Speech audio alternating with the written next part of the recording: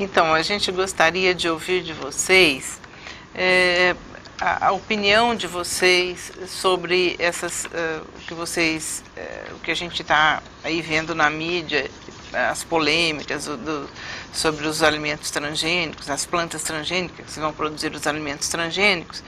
Então, nós gostaríamos de ouvir a opinião de vocês e esse diálogo com a professora Ana Paula, aproveitando essa experiência dela, até para esclarecer melhor esses aspectos que muita gente, o público em geral, acha que está comendo veneno, né? Mas essa desmistificação vai ocorrer à medida que vocês conheçam melhor o que é ou como que é essa planta transgênica. Então, a gente tem já pedido de palavra da Leste 4, então. Boa tarde, professores da rede. Boa tarde, professores da SEM, professora doutora Leila, professora doutora Ana Paula. Muito boa tarde. Obrigado pela oportunidade. E aqui, uma questão, né, que eu anotei aqui, sobre o plasmídio, né? Foi falado que o plasmídio ele altera a permeabilidade da membrana celular. Será que o plasmídio ele não poderia ser utilizado também nos estudos contra a AIDS? Por exemplo, se ele altera a permeabilidade da membrana, será que se nós alterarmos essa permeabilidade, o vírus, a gente não criaria uma resistência para que esse vírus ele não entrasse na célula? Será que isso já está sendo utilizado por aí? Será que esse não seria o caminho para a gente criar uma vacina em definitivo contra essa doença? Esse é um ponto, né? E com relação aos transgênicos, né? Será que realmente o pessoal está comendo, que nem fala, né? Uma coisa duvidosa, né?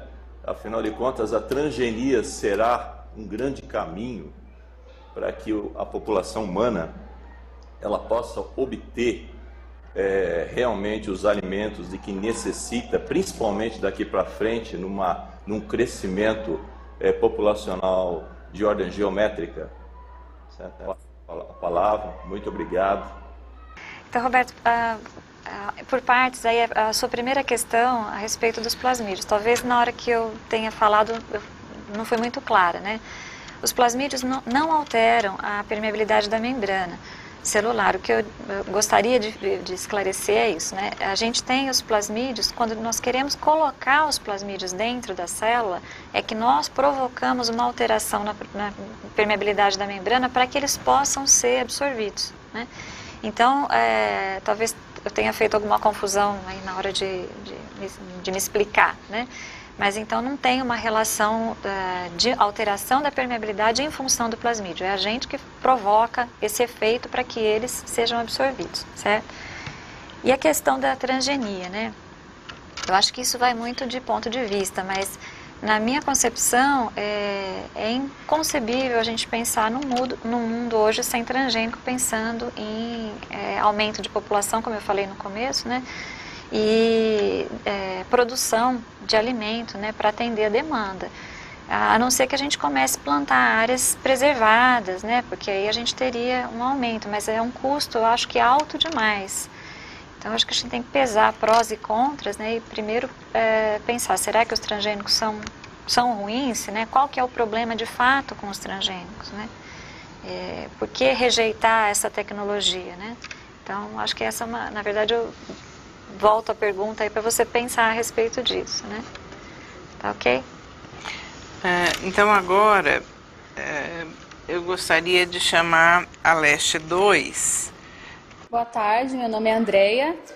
Eu tenho duas perguntas. Eu gostaria de saber qual é o impacto para o meio ambiente dos alimentos transgênicos e, assim, como eu sei que o que eu estou consumindo é transgênico? É obrigatório constar nas embalagens que o alimento que eu vou consumir é transgênico? Passo a palavra. Andreia, a questão do impacto é realmente polêmica, né? Eu vou falar o que a gente tem de concreto.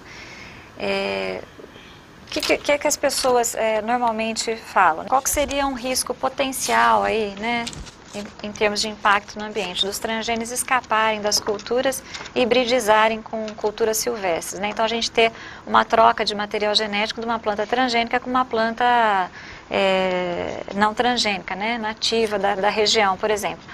Até aqui no Brasil a gente tem o algodão transgênico, ele tem espécies nativas aqui do Brasil que podem hibridizar, né? Que podem cruzar e trocar genes, vamos dizer assim. Então, o que a gente tem? Para esses casos, é delimitada uma área que é restrita ao plantio, né? Na verdade, a gente tem uma área que é chamada de área de exclusão, na qual não se pode plantar. Então, justamente para evitar esse problema.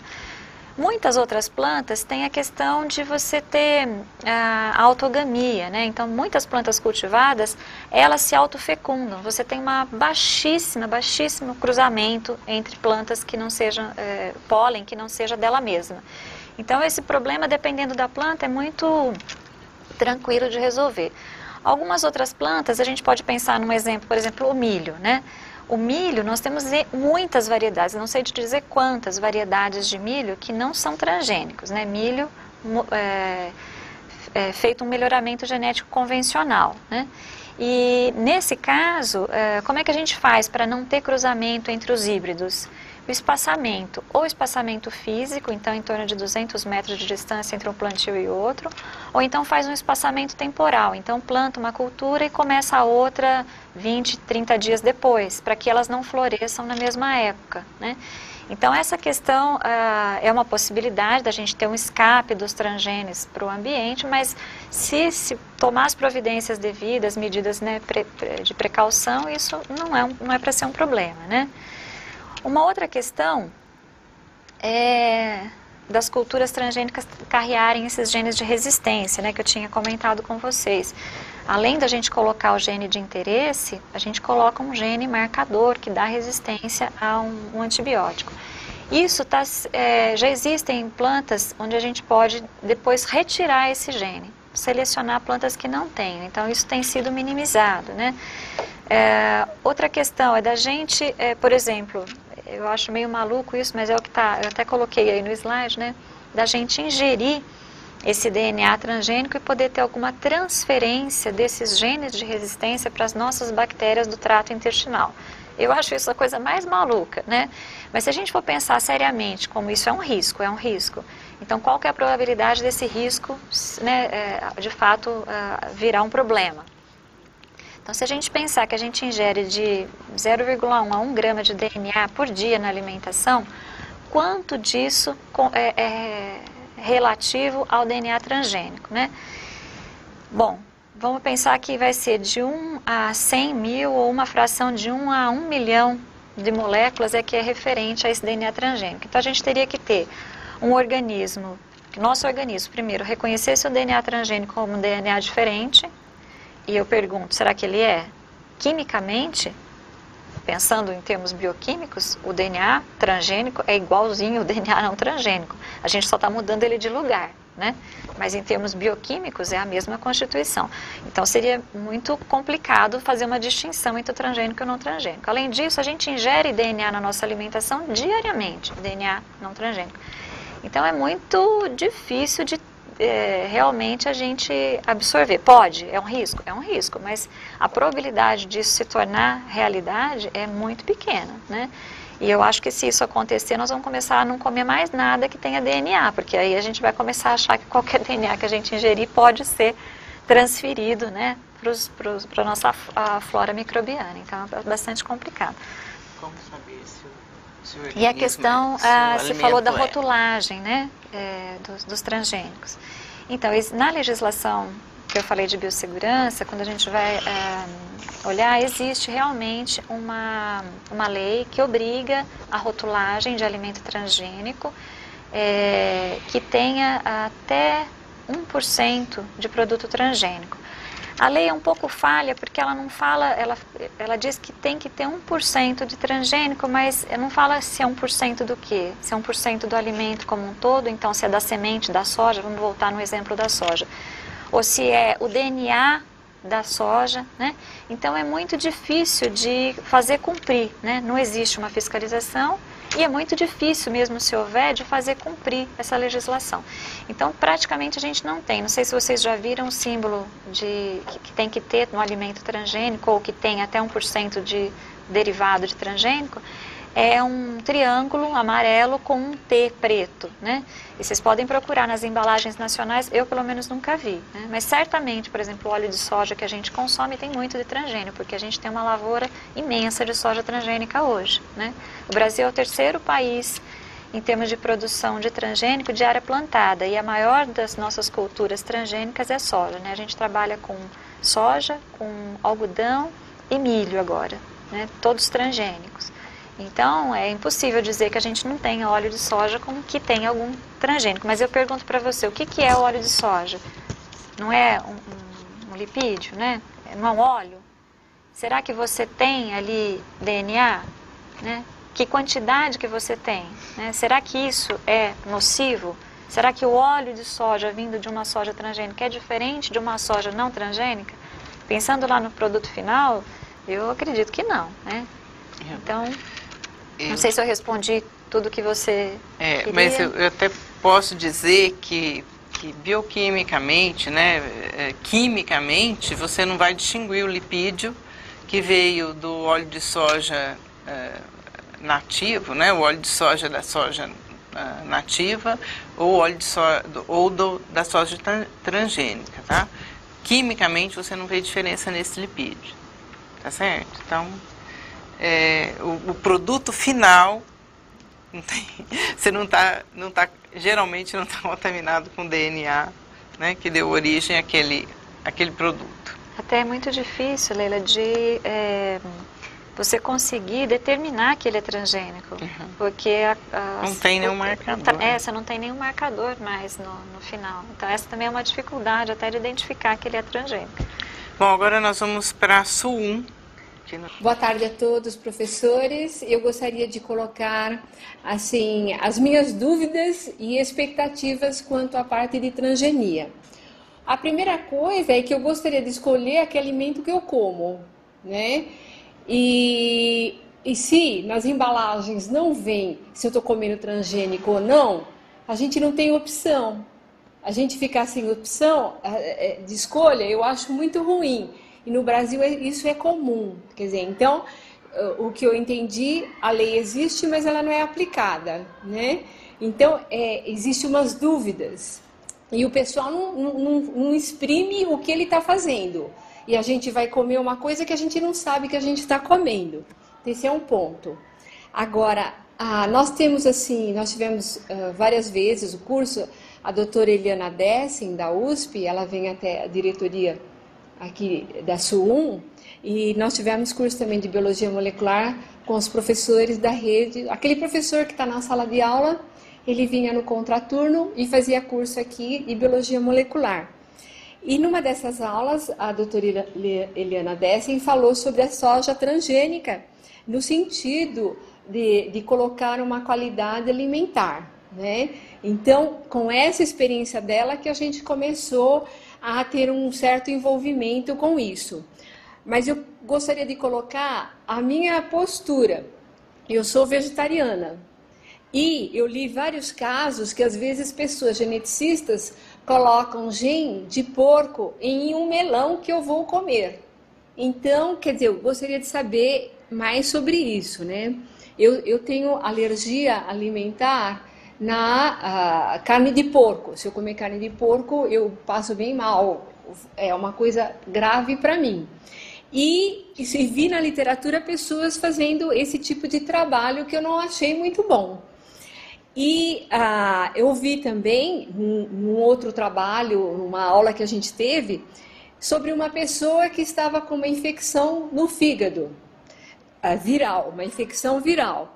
E essa pessoa, eles foram fazer um teste, um trabalho com essa pessoa, em que eles, pegando essa parte do DNA do vírus para injetar na pessoa, e a pessoa morreu de infecção generalizada no corpo. Quer dizer, antes ela só tinha infecção no fígado.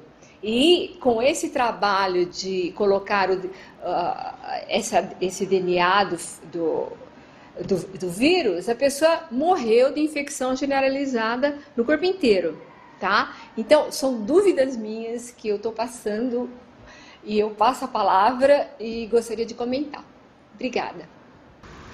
Então, essa questão da gente... Vou começar pela sua pergunta do meio primeiro, tá? Então, da alergia alimentar, que é seu caso, então, vegetariana e com essa preocupação, né? É difícil, se você não souber qual que é o transgênico que foi colocado lá dentro, saber a origem, né? Então, essa questão de ter o gene do porco lá dentro, eu acho que é um pouco complicado mesmo, você tem que saber qual que é a origem. Mas pensando na alergia em si, o que a gente tem? Cerca de 2% da população adulta e de 5 a 8% da população infantil sofre de alergia alimentar, tá? Naturalmente. Isso é uma estatística, né? E a gente tem, a gente sabe que quando você expõe a pessoa a uma nova variedade, um novo alimento, essas chances dela ter um efeito, de uma alergia, são maiores, são aumentadas. Então, por exemplo, aqui só lembrando, né, o amendoim, ele tem cerca de 12 proteínas alergênicas. Muita gente tem alergia de amendoim. E como é que descobre isso? Comendo, né? E tendo um processo alérgico, desencadeando o processo alérgico. Por quê? A gente não tem nenhuma restrição, não vem nada escrito no saquinho de amendoim falando existem 12 proteínas alergênicas no amendoim, né? Então, esse é um primeiro caso. Então, eu acho que com os transgênicos, a única diferença que eu te diria em geral, essa resposta, se o gene produz uma proteína que causa alergia, a gente tem que responder no primeiro questionário quando você vai montar a planta transgênica. Então, você tem que preencher formulários dizendo, e uma das questões é essa, o gene que vai ser introduzido é alergênico? Ou seja, ele produz alguma coisa que causa alergia? Porque isso é uma restrição, né? Se ele já é naturalmente alergênico, provavelmente na planta que você vai estar introduzindo também vai ser. Então, isso é uma restrição para a gente não fazer esse tipo, né, de experimento. É claro que se for um gene que não tem histórico nenhum de causar alergia, né, do produto dele não tem histórico de causar alergia, então, se eventualmente no novo organismo tiver, vai ser um azar muito grande, né? Pode acontecer, mas eu acho que é bastante difícil, né? Então, essa é uma questão. A outra de você escolher ou não o alimento transgênico, né? O pessoal fala para mim, eu sou vegetariana, eu gosto dos orgânicos. Eu falo, eu gosto dos transgênicos, né? Por quê? Os orgânicos são feitos sem nenhum pesticida, né? E tem muito fungo, tem muita contaminação. Essa é a minha visão, tá? Não estou falando pelos outros, estou falando do meu lado, né? E, em geral, eles são até menores, né? Porque não tem todo esse trabalho biotecnológico em cima. O transgênico, ele também não tem tanto pesticida, né? Ele tem, então, as suas vantagens intrínsecas, né? Naturais do produto. Então, pensando em escolher um transgênico, se tivesse o rótulo transgênico, eu escolheria aquele rotulado. Para mim, não seria o fato de ter o Tzinho lá um motivo de eu tirar. Na verdade, seria um motivo de eu incluir. Então, acho que você tem que encarar o que ele tem de diferente do alimento natural. Ele tem um gene a mais, né? Que vai produzir uma proteína diferente. Se essa proteína não é uma proteína que te causa alergia, né, no seu caso em particular, o que ele pode ter de desvantagem, né? Mas ela queria ter a opção de escolher. A questão da legislação é complicada, como eu falei. Como está a lei hoje, eu acho difícil dela ser cumprida, porque a medida que tem lá, para você dizer se é ou não transgênico, é muito falha, né? Então, a gente não tem o cumprimento. O Greenpeace fez sabe aquela organização não governamental, Greenpeace, que faz sempre alarde com as coisas? Eles fizeram numa época, uns anos atrás, eu não vou me lembrar quanto, talvez 4 ou 5 anos atrás, uma pesquisa e lançaram uma cartilha, chamava Guia do Consumidor. Até ela tinha disponível na internet, eu não sei se ainda tem, na página do Greenpeace. E eles colocavam lá quais eram os produtos que estão no mercado e que são transgênicos. E aí eu achei estranho, porque eu falei, como que eles têm esse controle? Porque é muito difícil, às vezes, como eu falei, para o óleo de soja, se você não tiver certeza da origem da soja transgênica, lá no óleo é muito complicado você ter essa detecção. Então, como é que eles sabiam, né? Aí eu fui pesquisar, saber como que eles fizeram a pesquisa. E eles fizeram o seguinte, mandaram cartas para todos os produtores de farinha, de óleo, de produtos derivados que podiam ter transgênicos, pedindo para eles responderem essa carta, dizendo se eles usavam ou não matéria-prima transgênica para fazer o tal do produto. Aí aqueles que responderam dizendo que não, eles fizeram a cartilha e colocaram assim, ó, um positivo. Aqueles que não responderam, ou responderam que sim, eles fizeram assim, botaram na cartilha. Agora eu pergunto para você, isso é sério? É tão sério quanto não ter a rotulagem lá do transgênico ou não, porque não é científico, não é baseado em fato concreto, né? Se eu, por exemplo, falar, eu não vou dar bola porque o Greenpeace faz, eu não uso transgênico, mas não vou responder. Pronto, estava lá o meu produto, né, com um polegar para baixo, né? Então, essa questão da legislação eu acho que é complicada. Do jeito que está aqui no Brasil, eu acho que a gente não vai ter. Precisa ter uma mudança, na verdade, um esclarecimento dessa lei, para que ela seja cumprida, né? Uma redação mesmo dessa lei melhor, né? E a última questão... Pessoal, tem ainda a questão dela? Tem, que ela perguntou dos vírus. Ah, tá. Tem mais o complemento da questão da Miriam, dos vírus, que se você quiser responder. Eu não conheço o caso, Miriam, e então fica difícil eu emitir qualquer parecer a respeito, porque eu realmente não sei desse caso que você contou aí, dessa infecção generalizada que a pessoa faleceu, né? Então, eu não vou falar nada porque realmente não conheço. Então, São Roque pode perguntar, por favor. Boa tarde a todos.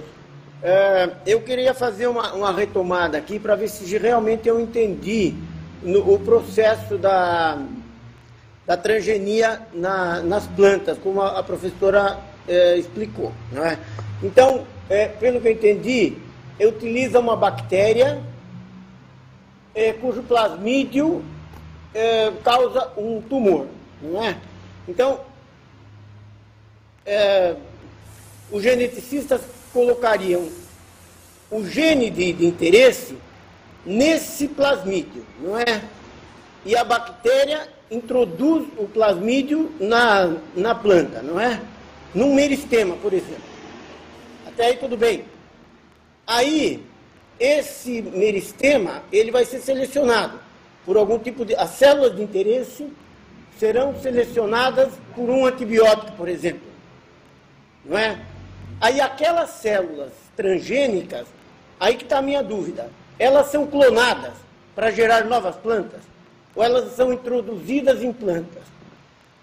Então essa que é a minha dúvida. Eu queria saber se o processo foi entendido e essa questão da clonagem, não é?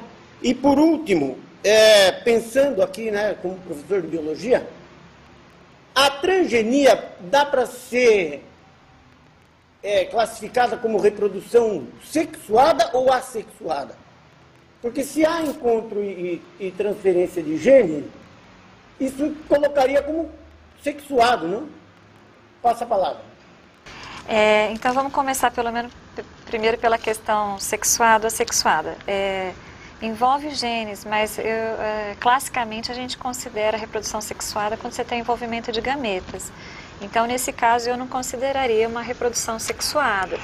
Embora você vai ter o transgene no final, a segregação desse gene dentro da planta é uma segregação mendeliana. Então, ele vai ser passado para a descendência com uma segregação mendeliana, né?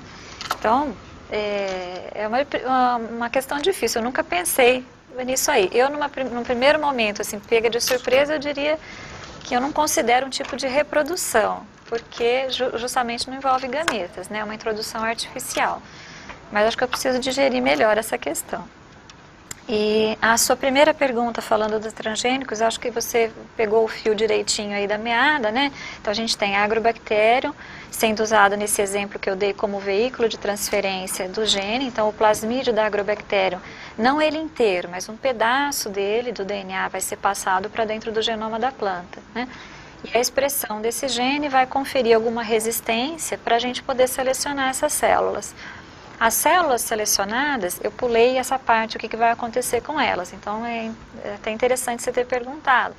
que a gente vai fazer? Nós vamos recuperar essa planta em cultura de tecido, né? Então, a partir de algumas células, a gente trabalha em meio de cultura, com balanço hormonal, e regenera a planta como um todo, né? Então, induz brotamento, enraizamento, e depois passa para uma fase de aclimatação para colocar ela ex vitro, né? Tira do potinho e faz ela aclimatar no solo.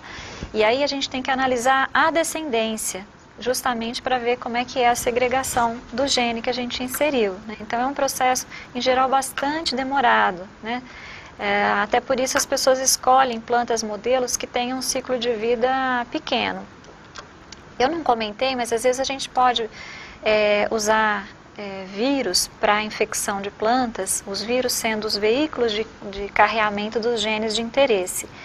E aí o que acontece, a gente tem uma infecção no tecido da planta. Por exemplo, tem um trabalho bem interessante que o pesquisador monta um vírus que carrega o gene que ele quer produzir uma proteína para usar como anticorpo, né? Então ele quer produzir a proteína nas células da planta.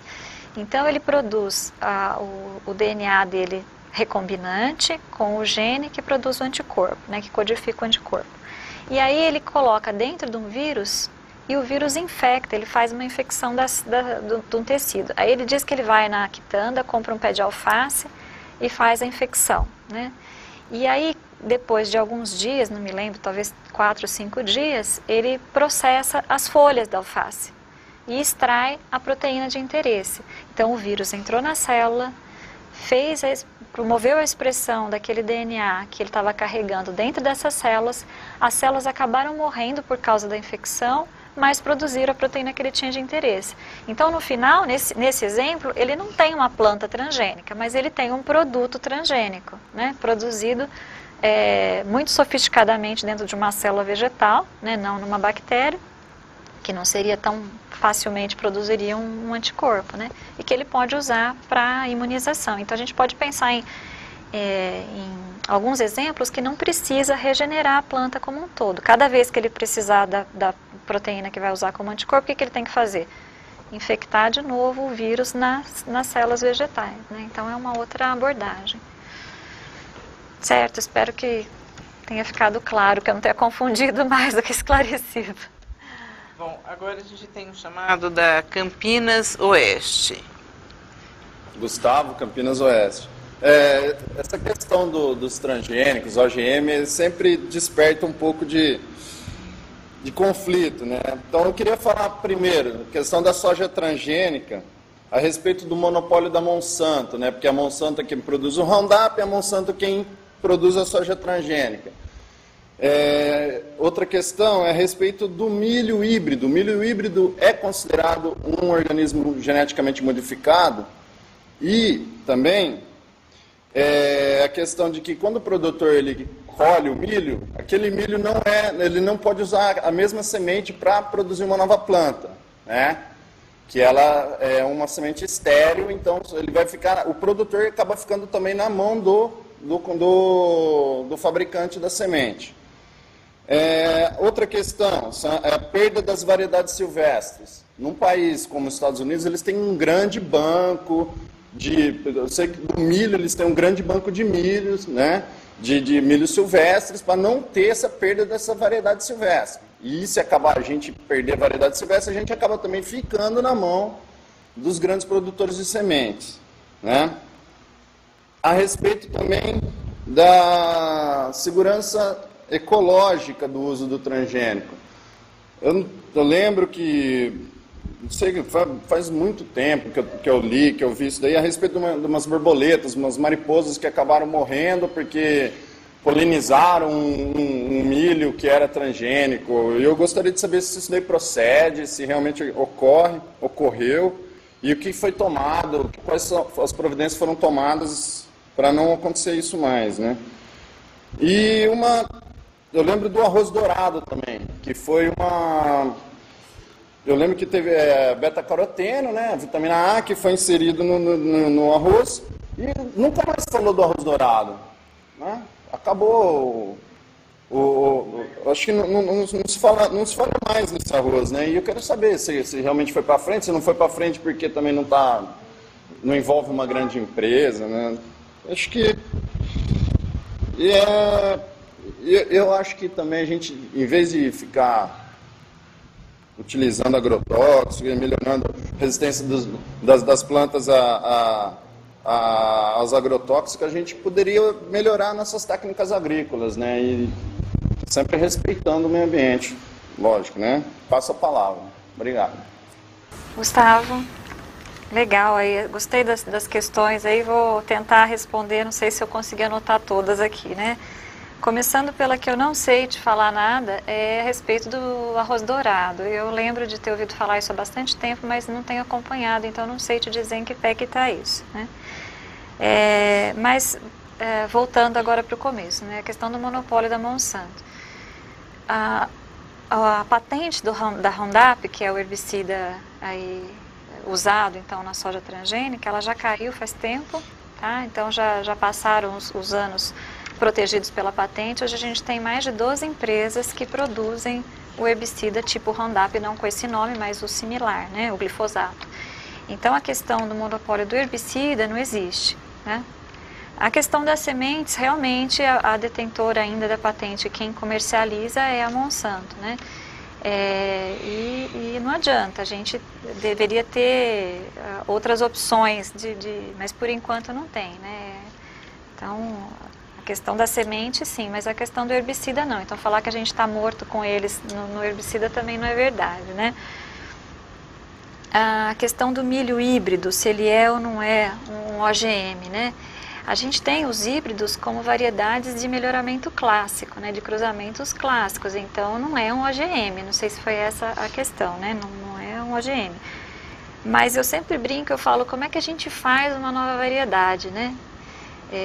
O melhoramento clássico, como que ele é feito? Como é que você seleciona, na verdade, uma característica que você interessa a partir de cruzamento de espécies, por exemplo, uma selvagem que tem uma característica interessante com uma outra que já está domesticada, para tirar uma característica que você quer e que você seleciona para saber qual é.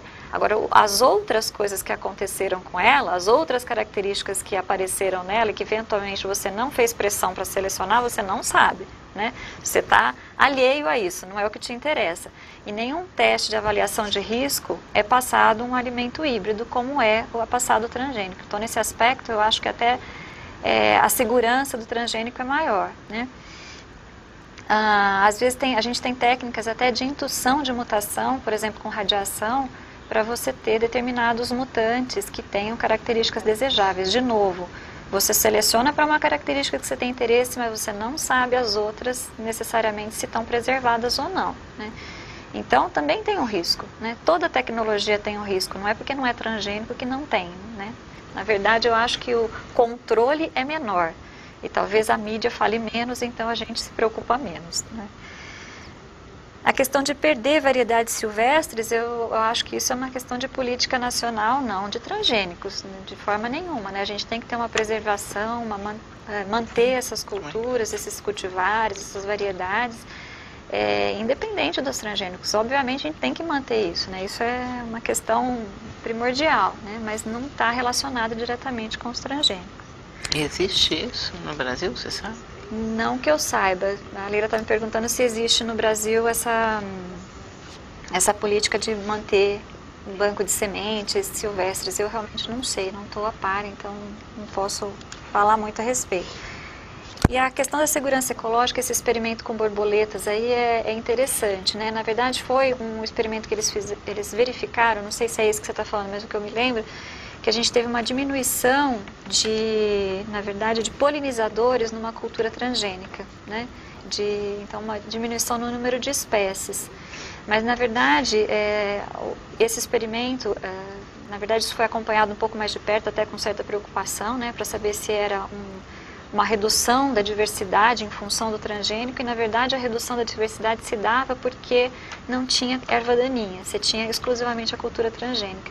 Então, você tinha um polinizador exclusivo da cultura, você não tinha mais os outros eventuais que apareciam polinizadores, né? Então, não foi um fato marcante.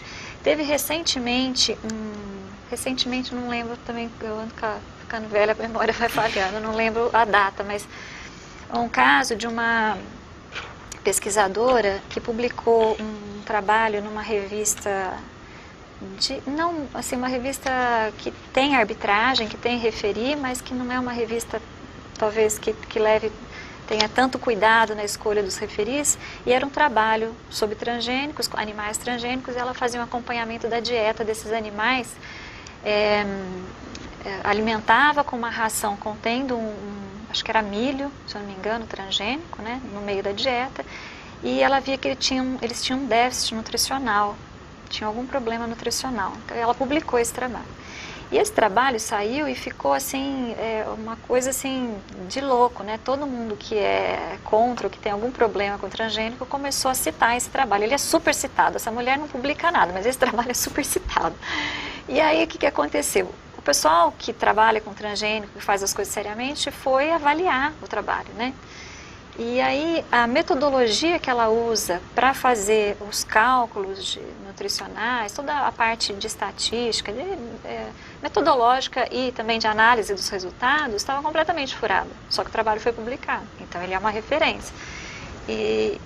Então fica difícil essas coisas, né? Mesmo a gente agora falando e as pessoas publicando em cima e criticando o trabalho está lá. Se alguém quer referenciar como esse é um problema do transgênico, acho que esse é o único publicado assim que é mais forte, né, de transgênico. Saiu também recentemente, acho que mês passado, na Folha de São Paulo, uma reportagem de uma pesquisadora americana chamada Nina Fedorov, que é a auxiliar do governo atual, né, para assuntos de biotecnologia, e ela justamente falava isso. Ela é uma pesquisadora super renomada, uma pessoa muito conhecida na ciência, né, e ela dizia que até hoje, né, os transgênicos são novos, mas até hoje, nesses 13 anos praticamente que a gente tem de introdução, a gente não tem nenhum relato sério, científico, que deponha contra. Pode ser que é porque é cedo, né, então a gente ainda é precoce, ou realmente pode ser que não tenha problema. A gente tem que continuar avaliando seriamente, de perto, né, com cuidado, né, com os testes, fazendo as avaliações de risco para conhecer melhor. Mas até agora a gente não pode dizer nada contra, né? Então, espero que eu tenha conseguido responder aí a maioria das suas questões. Bom, nós vamos então para Pirassununga, que pediu a palavra também, em seguida a Votorantim, depois a Leste 3. Então, Pirassununga agora, se puder entrar. Boa tarde a todos. Sou a Catarina de Pirassununga, PCLP de Biologia. E referente ao primeiro assunto tratado, nós gostaríamos de saber o que acontece a nível de pareamento dos códons, tanto em plantas geneticamente modificadas, como também em doenças genéticas. O que acontece a nível de pareamento quando está sendo formado as proteínas, quando elas estão sendo codificadas, né? Como ocorre essa mudança, né, nesses códons? Obrigada. Passo a palavra. Catarina, não ocorre mudança nenhuma em termos de transcrição e tradução desses genes. Esses genes são novos para aquele organismo, mas uma vez que você colocou uma sequência promotora que vai ditar qual que é a frequência com que isso vai ser transcrito, né? Que você vai regular como é que vai ser a transcrição e depois a tradução, ele vai passar a ser um gene daquele organismo, e toda a parte no nível molecular, né, desses eventos de transcrição e tradução vão ser normais, não tem nenhuma diferença, como a gente falou no começo. O DNA, em termos de composição química, é idêntico, e a célula reconhece ele como um DNA dela, agora incorporado no genoma, né? Então realmente não tem diferença. E mesmo, Catarina, uma proteína na sequência, né, de uma proteína nativa e de uma proteína expressa, uma proteína recombinante que a gente chama, você não tem diferença também, como nós falamos do lipídio, no caso da soja. Na realidade, você só sabe que ela é uma proteína, por exemplo, expressa, é recombinante, porque nós fizemos isso em laboratório. Mas se a gente comparar a sequência de uma nativa e de uma recombinante, em geral, ela deve bater 100%, e a gente tem o cuidado de fazer isso. Então, o que pode às vezes diferir, só para complementar, Catarina, então a gente às vezes usa muito, eu trabalho muito com bactérias hoje, né? Então a gente faz a produção de proteínas recombinantes em bactérias. E, às vezes, os genes são de origem vegetal, ou de origem animal, ou às vezes de um parasita. Então, a gente trabalha com proteínas de Trypanosoma cruzi, até para não ter que trabalhar com o organismo, porque a gente estuda as proteínas, o que elas fazem, como que elas agem, se elas são interessantes para pensar no desenho de drogas, né, desenho de fármacos para inibir a ação dessas proteínas, enfim. Então, a gente isola os genes e coloca esses genes dentro de bactérias para produzirem as proteínas. Então, elas vão ser produzidas normalmente, como qualquer proteína da bactéria, só que o sistema procarionte da bactéria, ele é mais limitado em termos de os tipos de processamento que ele pode fazer. Então, o que muitas vezes acontece é se você tem a adição de um açúcar na proteína depois que ela está pronta, que é um evento de glicosilação que a gente chama, a bactéria não é capaz de fazer isso. Então, a sua proteína recombinante, nesse caso, ela vai ser diferente, mas a gente tem plena consciência disso, que o sistema bacteriano é limitado, né? Então, você pode ter algumas modificações nesse nível que a gente fala de co-traducionais ou pós-traducionais, né? Então, depois que a proteína está pronta, quando ela está terminando de ser feita. Mas no DNA, na questão da transcrição, né, dos genes, vai tudo funcionar do mesmo jeito, tá? Bom, agora para a Votorantim, que pediu a palavra também, se podia entrar.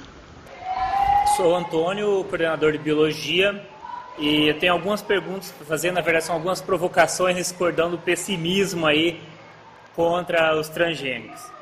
Bem, a minha preocupação é, eu não sou contra essa tecnologia, né, mas eu sempre faço uma pergunta: para que essa tecnologia e para quem será essa tecnologia? Visto que muitas vezes todo esse discurso do transgênico é um discurso de comércio, né? E não é o pequeno agricultor que é favorecido, né? São os grandes agricultores, né? E você acabou falando, não é um problema dos transgênicos, é um problema da política social. Eu não costumo separar. Eu acho que se houvesse uma política social, a gente não precisaria dos transgênicos. Se houvesse uma política social, nesse sentido, a gente não teria uma política que fomentasse a monocultura e não a diversidade. Então, meu problema é o seguinte: será que todo esse discurso do transgênico, né, que está chegando ao mercado sem a gente saber realmente se esse produto ou não, a gente está consumindo esse produto sem saber, será que não é o discurso do comércio, o discurso dessas grandes empresas, incluindo a Monsanto, para comercializar?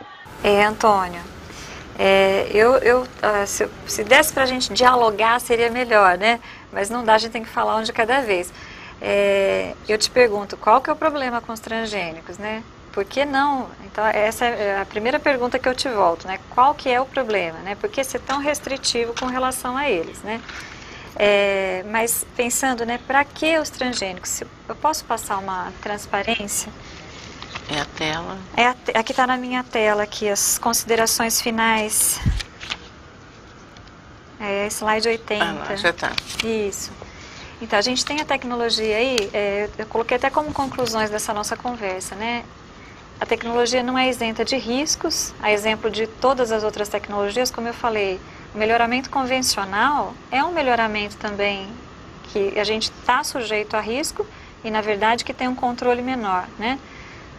Os transgênicos não estão, os que estão liberados, pelo menos, eles são tão seguros quanto os alimentos convencionais. Eu diria até para você, se eu considerar melhoramento convencional, eu digo que eles são mais seguros, porque eles passaram por testes mais rigorosos para estar no mercado, né? Tem benefícios decorrentes da adoção dos transgênicos, é inegável. Então, muitos países que optaram, né, por transgênicos, né, a China, por exemplo, o que a China alega para trabalhar com os transgênicos? Para usar, né, com mais... primeiro, a competitividade mesmo. A gente está no mercado, você falou das monoculturas, mas as monoculturas existem muito antes dos transgênicos e a gente não tem como suprir as necessidades de alimentos sem monocultura, infelizmente. Eu não sou a favor dela, mas é uma técnica que é usada e que funciona. Não tem como a gente voltar à pré-história, né, nesse sentido. E a China opta, então, a China, a Índia opta pelas culturas transgênicas porque eles têm redução de acidentes de trabalho, que é uma coisa que a gente quase não olha, mas questão de utilização de pesticida, porque para culturas, no caso como o algodão biti, que você tem um algodão que é resistente à praga, você não precisa usar o herbicida. Então você tem não só uma diminuição de custo de produção, mas uma redução na questão de acidente de trabalho, porque o pessoal que manipula em geral não usa equipamento de proteção adequado, tem muito caso de intoxicação, inclusive a gente tem um alto índice até de problemas desse tipo, né, que é uma coisa que a gente normalmente não olha. Então, países principalmente que estão numa situação como a nossa, como a China, como a Índia, né, que a gente quer crescer, eu acho que a gente tem que pensar que é uma tecnologia positiva, né? E volto naquela questão que eu comentei inicial. Qual que é o problema da gente usar o transgênico? Qual que é o problema da gente comer o transgênico? É um DNA. O que ele tem de diferente? Ele tem um DNA diferente lá dentro, né? Não é diferente. Diferente no sentido que não era dele, né? Mas em termos bioquímicos é igual, né? Então, qual que pode ser esse grande problema, né? Eu acho que a gente tem que estar bem informado, a gente tem que entender exatamente o que é a técnica. Hoje, infelizmente, nosso tempo era muito curto e eu tive que falar muito rapidamente com vocês, mas eu estou disponível, se vocês quiserem conversar. Eu vou colocar esse último slide que tem aí, do CIB, que é o Conselho de Informação sobre Biotecnologia, que é um site muito interessante para vocês consultarem sobre transgênicos. Inclusive, eles trazem, assim, você pode entrar como diferentes tipos de usuário. Então, se você é professor, se você é aluno, se você quer informação, você é leigo no assunto, você não sabe nada, e ele vai te trazer ou trabalhos mais técnicos ou coisas mais simples, né, de acordo com a sua necessidade. Então, ele já faz até uma triagem para você. Eu vivo fazendo propaganda porque eu acho que as pessoas que estão por trás do CIB, né, são cientistas, são pessoas que trabalham com ciência, então não estão fazendo isso de uma forma séria, né. Às vezes eu critico, às vezes eu falo do Greenpeace, aí o pessoal até fica bravo comigo, mas eu acho que eu seria super a favor das coisas que o Greenpeace faz à medida do momento que eles começam a fazer isso de uma forma séria, né, de uma forma embasada, cientificamente embasada. Senão não faz sentido. A gente que trabalha com ciência, se a gente não faz e prova aquilo, não tem valor, né? Você tem sempre que estar com o pé no chão, né? Então, eu acho que é por aí, Antônia. Bom, eu estou recebendo recados aqui, que recado não, né, dizendo que não vai dar tempo, Leste 3, de vocês entrarem, sinto muito. Mas escrevam, por favor, para aquele site cbme@ifisc, que é do Instituto de Física de São Carlos.us.br. Vocês devem ter esse site, escrevam, que a Gislaine encaminha para a Ana Paula ou para mim, se for o caso, para responder para vocês, tá? E agora a gente vai fazer um intervalo de 10 minutos e voltamos para a Gislaine, então, falar com vocês uma atividade interativa, só para dar umas instruções gerais, porque a gente vai, vocês vão desenvolver essa atividade durante a semana e vocês vão nos dar o retorno na próxima semana, na próxima quarta-feira, na última videoconferência.